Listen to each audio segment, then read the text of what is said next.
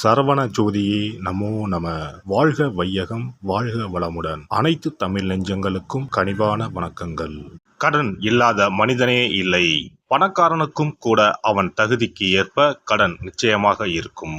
கடனே இல்லாமல் நான் வாழ்ந்து காட்டுகிறேன் என்று நீங்கள் சவால் விட்டாலும் கிரகங்களும் விதியும் உங்களை எப்படியாவது கடன் வாங்க செய்துவிடும். அப்படி கடன் தொல்லையால் அவதிப்படுபவர்கள் ஏராளமாக இருக்கச் செய்கின்றார்கள். பல்வேறு பரிகாரங்களை செய்து கடன் தீர வேண்டிக் கொள்கின்றனர். என்ன செய்தாலும் அவர்களுடைய கடன் மட்டும் தீர்ந்தபாடில்லை என்று புலம்புபவர்களுக்கு மிக எளிதாக செய்யக்கூடிய பரிகாரங்களை இந்த பதிவின் மூலம் பார்க்கலாம். கடன் வாங்காத மனிதர்களே இருக்க முடியாது என்பதுதான் யதார்த்தம். மனிதர்கள் மட்டுமா, எல்லா நாடுகளும் கூட கடன் வாங்குகின்றன. ஆனானப்பட்ட திருப்பதி வெங்கடாஜலபதி சுவாமியே கடன் வாங்கித்தான் கல்யாணம் செய்து கொண்டார். எனவே கடன் வாங்குவது சகஜம். அதை கட்டுப்பாட்டுக்குள் வைத்து வாழ்க்கையை செவ்வனே நடத்த வேண்டும் என்பதே பெரியோர்களின் கட்டளை. பசியோடு கூட உறங்கலாம், கடனோடு உறங்காதே என்பது ஆன்மீகம் காட்டும் அறிவுரை. ஜோதிடத்தில் நமது முன்னோர்கள் மிக முக்கியமான விஷயங்களை சூட்சமான முறையில் சொல்லியிருக்கிறார்கள். ஒவ்வொரு ராசிக்கும் கடன்கள் அடைவதற்காக என்னென்ன செய்ய வேண்டும், எவையெல்லாம் செய்யக்கூடாது, எந்தெந்த கடவுளை வழிபடலாம் என்ற பரிகார முறைகளையும் சொல்லியிருக்கிறார்கள். ஒவ்வொரு ராசிக்கும் 2ஆம் வீடு தனஸ்தானம் என்று அழைக்கப்படுகிறது. இதன் மூலம் ஒருவரின் பொருளாதாரம் சம்பந்தமான விஷயங்களை தெரிந்து கொள்ள முடியும். ஒவ்வொரு ராசியின் 6ஆம் வீடு ரண ருண ரோகஸ்தானம் என்று அழைக்கப்படும். ஒவ்வொருவருடைய மன சம்பந்தமான வலி, உடல் சம்பந்தமான வலி, ஆரோக்கியம், கடன் போன்றவைகளை நாம் 6ஆம் இடத்தின் மூலமாக தெரிந்து கொள்ளலாம். ஒருவருடைய ஜாதகத்தில் 6ஆம் இடத்தில், லக்னத்திற்கு 6ஆம் இடத்தில் எந்த கிரகம் இருந்தால் எந்த மாதிரியான பலன்கள் ஏற்படும் என்பதை பற்றி பார்க்கலாம். 6ஆம் இடத்தில் சூரியன் இருந்தால் வெப்பம் சம்பந்தமான விஷயங்கள், வெப்ப நோய் சம்பந்தமான விஷயங்களும், அரசு சார்ந்த கடன்களும் இருக்கலாம். சந்திரன் இருந்தால் நீர் சம்பந்தமான பிரச்சனைகளும், சீக்கிரமே அடையக்கூடிய கடனும் இருக்கலாம். செவ்வாய் இருந்தால் இரத்தம் சம்பந்தமான பிரச்சனைகளும், பூமி சம்பந்தமான கடனும் இருக்கலாம். இவர்களுக்கு மருத்துவ செலவுகள் அடிக்கடி ஏற்படும். புதன் இருந்தால் நரம்பு சம்பந்தமான பிரச்சனைகளும், பணம் சம்பந்தமான பிரச்சனைகளும் இருக்கலாம். குரு இருந்தால் வயிறு சம்பந்தமான பிரச்சனைகளும், தெய்வ கடன் சம்பந்தமான விஷயங்களும் இருக்கலாம். சுக்கிரன் இருந்தால் மறைவிடங்களில் பிரச்சனைகளும், கொடுக்கல் வாங்கலில் சில சிரமங்களும் இருக்கலாம். சனி இருந்தால் முழங்கால், முழங்கை, இடுப்பு சம்பந்தமான இடங்களில் பிரச்சனைகளும், பூமி சம்பந்தமான இடங்களில் பிரச்சனைகளும் இருக்கலாம். ராகு இருந்தால் முகம் சம்பந்தமான பிரச்சனைகளும், பூர்வீக வழியில் சொத்துக்கள் பிரச்சனைகளும் இருக்கலாம். கேது இருந்தால் ஞாபக மறதி சம்பந்தமான விஷயங்களில் சிறிது இரக்கங்களும், கையிருப்பு சம்பந்தமான பிரச்சனைகளும் ஏற்படும். இனி உங்கள் ராசிக்கான கடன் தொல்லை நீக்கும் வழிபாடுகள் என்ன, ஆன்மீகம் காட்டும் பரிகாரங்கள் என்னென்ன, செல்ல வேண்டிய ஸ்தலம் என்ன என்பதனை பற்றி காண்போம். உங்கள் வாழ்வில் கடன் அடைந்து வளமும் நலமும் செல்வ செழிப்பும் பெற்று வாழ்வில் உயரிய நிலையை அடைய எல்லாம் வல்ல எம்பெருமானை வேண்டி விரும்பி கேட்டுக்கொள்கிறேன். மேசராசி. இவர்கள் சரராசியில் பிறந்தவர்கள். பிடிவாத குணம் அதிகம் உடையவர்களாகவும், எடுத்த முடிவை யாருக்காகவும் மாற்றிக்கொள்ள மாட்டார்கள். மனதில் ஒன்று வைத்துக்கொண்டு வெளியில் வேறு பேசத் தெரியாதவர்கள். மனதில் தோன்றுவதை உடனே சொல்லக்கூடியவர்களாக இருப்பார்கள். இரத்த சம்பந்தமான உறவுகளுக்கு அதிக முக்கியத்துவம் தருபவர்களாகவும் இவர்கள் இருப்பார்கள். உணவின் சுவைக்கு அதிக முக்கியத்துவம் தருவார்கள். தனிமையை விரும்புவார்கள். அடுத்தவர்கள் தன்னை பாராட்ட வேண்டும் என நினைப்பவர்கள் இவர்கள். பேசும் பேச்சில் கவர்ச்சி அதிகம் இருக்கும். மனதில் தைரியம் அதிகம் உள்ளவர்கள். இவர்கள் செவ்வாயின் ஆதிக்கத்தில் பிறந்ததனால் இவர்களுக்கு சொந்தமாக வீடு, மனை, வாகனம், பூமி உண்டு. மேசராசிக்காரர்களுக்கு தனஸ்தானமாக ரிஷபமும், ரணருண ரோகஸ்தானமாக கன்னியும் வருகிறது.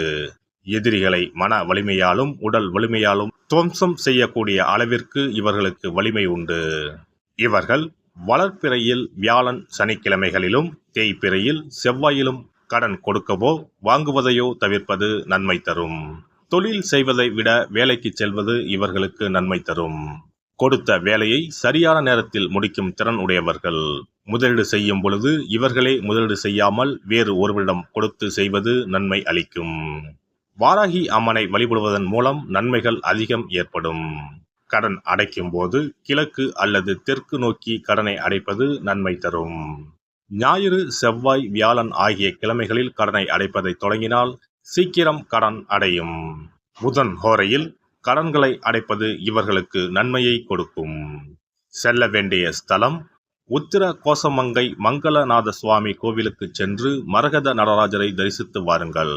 இத்தலம் ராமநாதபுரம் மாவட்டத்தில் இருந்து 10 கிலோமீட்டர் முன்பாகவே வலதுபுறமாக பிரிந்து செல்லும் தூத்துக்குடி திருச்செந்தூர் சாலையில் சென்று இவ்வூரை அடையலாம். பரிகாரம்: தயிரை கொண்டு ஏதேனும் மஞ்சள் நிற இனிப்பு பண்டம் தயார் செய்து ஒவ்வொரு வெள்ளியும் மாலை வேளையில் பசுவுக்கு கொடுத்து வர கடன்கள் நீங்கி வளம் பெறலாம்.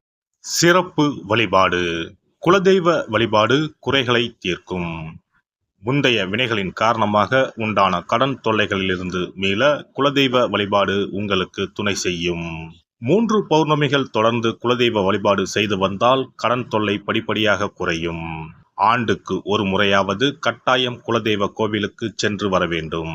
குலதெய்வ கோவில் தூரமாக இருப்பவர்கள் அல்லது குலதெய்வமே தெரியாதவர்கள் 5 முக விளக்கு வைத்து நெய்யிட்டு தீபமேற்றி முடிந்த அளவு படையலிட்டு வழிபட வேண்டும். இப்படி 9 பௌர்ணமிகள் வழிபட்டு வந்தால் கட்டாயம் கடன்கள் அடைபடும். அது மட்டுமின்றி வரவேண்டிய கடன் பாக்கி இருந்தாலும் வசூலாகும். சங்கடங்கள் தீர்க்கும் சக்கரத்தாழ்வார் வழிபாடு: சனி மற்றும் புதன்கிழமைகளில் பெருமாள் கோவிலுக்கு சென்று அங்குள்ள சக்கரத்தாழ்வாரை தரிசித்து மனமுருகி வேண்டுங்கள். பிறகு அவரை 12 முறை வலம் வந்து வழிபடுங்கள். துளசி மாலை சாற்றி வேண்டிக் கொள்ளுங்கள். நிச்சயம் கடனால் உண்டான சங்கடங்கள் நீங்கும். கோமாதா வழிபாடு குறைகளை தீர்க்கும். செல்வத்தின் அம்சமான கோமாதாவின் வழிபாடு உங்களை நிச்சயம் காக்கும். காலையில் விழித்ததும் பசுமாட்டை காண்பது தீர்வு கொடுக்கும். மேலும் ஒரு முறையாவது பசுவுக்கு கீரையும் பழமும் கொடுப்பது நல்லது. திருமகள் உரையும் பசுவின் பின்புறத்தை தொட்டு வணங்குவதும் செல்வம் சேர வழி தரும். குளிகை நேரத்தில் வாங்கிய கடனில் ஒரு பங்கை அடையுங்கள். நிச்சயம் முழு கடனும் தீரும். அதுபோல குளிகை நேரத்தில் கடனை வாங்காதீர்கள். அடகு வைத்த நகைகள் வீடு வந்ததும் நன்கு சுத்தம் செய்து மஞ்சள் நீரில் போட்டு பூஜை அறையில் ஒரு நாள் வைத்த பிறகே உபயோகப்படுத்துங்கள். வீட்டை எப்போதும் சுத்தமாகவும் தெய்வ கடாட்சமாகவும் வைத்துக் கொள்ளுங்கள். திருமகள் தங்கும்படி உங்கள் சுற்றமும் செயலும் இருக்கும்படி பார்த்து கொள்ளுங்கள். கடன் தீரும் வரை பூஜை அறையில் மஞ்சள் பொடியால் அக்ஷயம் என்று எழுதி வாருங்கள். தோரண கணபதியை அன்றாடம் விளக்கேற்றி வழிபடுங்கள். சதுர்த்தி நாட்களில் நைவேத்தியம் சமர்ப்பித்து வழிபடுங்கள். நிச்சயம் கடன் தீரும். ருண விமோசன பைரவர் வழிபாடு கட்டாயமாக உங்களின் எல்லா கடன்களையும் தீர்க்க உதவும். அதுபோல பிரதோஷ வழிபாடு நிச்சயம் எத்தனை பெரிய கடன்களையும் படிப்படியாக தீர்க்க உதவும். அதுபோல பஞ்சமி தினத்தில் அம்பிகையை எண்ணி விளக்கேற்றி வழிபட்டால் கடன் பிரச்சனைகள் தீரும். வெண்கலம் அல்லது பித்தளை விளக்கு வாங்கி வசதியில்லாத சிவாலயத்துக்கு தானம் கொடுக்கலாம். செவ்வாய் பகவானின் திருவருள் இருந்தால் கடன் இல்லாத வாழ்க்கை அமையும். விரய செலவுகள் குறையும். எனவே செவ்வாய் தோறும் செவ்வாயின் அதிபதியான முருகப்பெருமானை வணங்கி வேண்டலாம். சஷ்டி கவசம் பாடி சஷ்டி விரதம் இருப்பதும் கடன் சுமைகளை அறவே ஒழித்துவிடும்.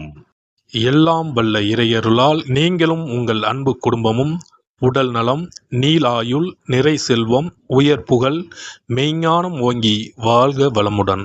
இந்த வீடியோ பதிவு உங்களுக்கு பிடித்திருந்தால் லைக் பண்ணுங்க, கமெண்ட் பண்ணுங்க, ஷேர் பண்ணுங்க. மறக்காம சப்ஸ்கிரைப் பண்ணுங்க. பக்கத்துல இருக்கிற பெல் பட்டனை கிளிக் பண்ணுங்க. நன்றி, வணக்கம். ஓம் நமச்சிவாய. சிவாய நம.